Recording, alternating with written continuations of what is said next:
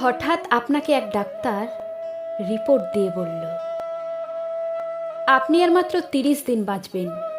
আপনার ক্যান্সার হয়েছে, এখন আপনার শেষ স্টেজ যাচ্ছে। এটা শুধু আপনিই জানলেন, আপনার পরিবার কিংবা বন্ধু বান্ধবরা কেউ জানল না। এখন এই রিপোর্ট পাওয়ার পর আপনি বাসায় গেলেন।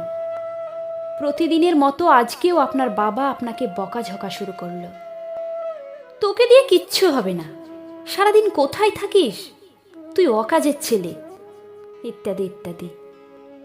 এই মধ্যবিত্তদের বাবারা যেমন হয় আর কি। তখন প্রতিদিনের মতো আজও আপনি তর্ক শুরু করবেন না, প্রাণ ভরে বাবার বকাগুলো শেষবারের মতো শুনে নেবেন? হঠাৎ আপনার মা এসে আপনাকে বলল, নে বাবা, ভাতটা খেয়ে নে। আপনার মনে হবে এই বুঝি আপনার মায়ের হাতের শেষ খাওয়া। আপনি আর বাঁচবেন না।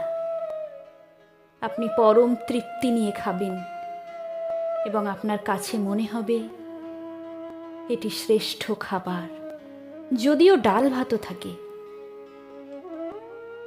আপনি বের হলেন পুরনো এক বন্ধুর সাথে দেখা, আপনি যাকে মোটেও সহ্য করতে পারেন না, সবসময় তার সাথে কথা কাটাকাটি হয়। আজকে আপনাকে কিছু কথাও শুনিয়ে দিল। আচ্ছা, এখন কি আপনি তার সাথে তর্ক শুরু করবেন? মোটেও না। আপনি হয়তো তাকে জড়িয়ে ধরবেন এবং বলবেন, দোস্ত, ভালো থাকিস। আচ্ছা জানেন, আমরা কেউ মৃত্যুর কথা ভাবতেই চাই না, এর থেকে আমরা পালিয়ে বেড়াতে চাই। কিন্তু যদি ভাবেন আজই আপনার শেষ দিন, তাহলে দেখবেন সব কিছুই আপনার কাছে ভালো লাগছে। তাই ইগো ছেড়ে দিন, ইনশাল্লাহ আপনার মন ভালো হয়ে যাবে।